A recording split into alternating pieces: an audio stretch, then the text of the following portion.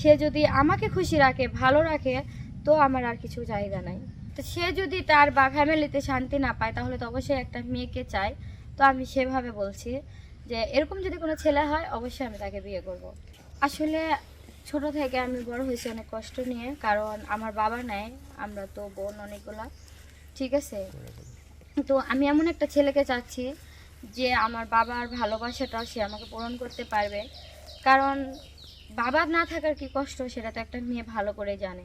তো যদি আমি এমন একটা ভালো মনের মানুষ পাই যে সব কিছু কষ্টকে ভালোবাসা, সে ভালোবাসা দিয়ে ভরে দিতে পারবে, এরকম একটা মনের মানুষকে আমি চাচ্ছি।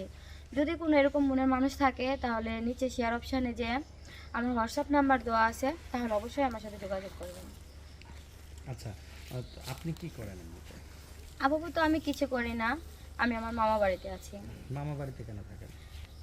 আমার আসলে বাবা নেই, আর আমার আম্মু খুব এক টিলার্সের কাজ করে, যা দিয়ে আমাদের এতগুলো ভাই বোনদের চালানো সম্ভব হয় না, সেজন্য আমি আমার মামা বাড়িতে থাকি। আচ্ছা, আপনি আপনার একেবারে গ্রামের যে ভাষা, আপনি ওই ভাষায় আমার সাথে কথা বলবেন। কারণ আমাদের অনেক দর্শক, রাজশাহীর দর্শক যারা প্রবাসে আছে অনেক দিন, তারা দেশের ভাষা শোনে না। তো আপনি আপনার আঞ্চলিক ভাষায় যদি কথা বলতেন, তাহলে আমাদের আরও ভালো লাগবে। হ্যাঁ, অবশ্যই।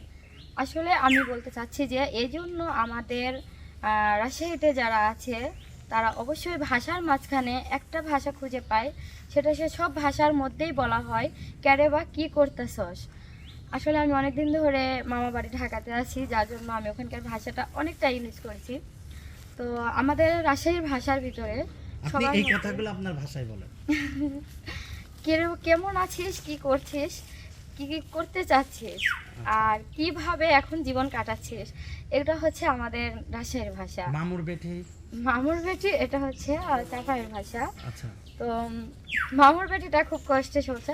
মামুর মাইয়া এটা বেশি উচ্চারিত হয়, যে কিরে মামুর মাইয়াতে কি করতেছিস, আর তোর এখন কি খবর, তুই এখন কোথায় আছিস। এটা আমাদের রাজশাহীতে বেশি চলে। আচ্ছা, তো এখন দেশি ছেলে নাকি আপনার প্রবাসী ছেলে পছন্দ, কোনটা বেশি পছন্দ? দেশি হোক বা প্রবাসী হোক, তাতে আমার সমস্যা নাই, সে যেন ভালো হয়। সে ভালো হলেই হবে।